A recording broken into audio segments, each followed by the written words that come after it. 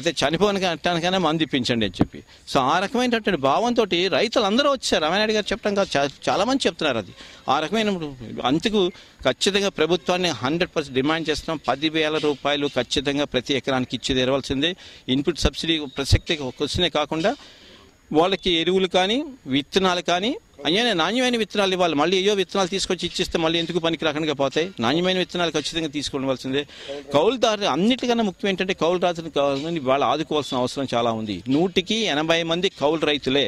వాళ్ళ కౌలు రైతుకు వచ్చిన నష్టం దగ్గర 15,000 రూపాయలు ఒక్కొక్క ఎకరానికి. అదే సొంతంగా చేసేవాడికి ఎకరానికి 8,000 రూపాయల నష్టం వస్తుంది. సో ఖచ్చితంగా కౌలు రైతును కూడా ఆదుకోవాల్సిన అవసరం ఉంది. కౌలు రైతుకు కూడా బాగుండటానికి ఒక విధి విధానం కూడా రూపొందించవలసిన అవసరం చాలా ఉంది. సో ఇవన్నీ మేము ప్రభుత్వాన్ని డిమాండ్ చేస్తున్నాం.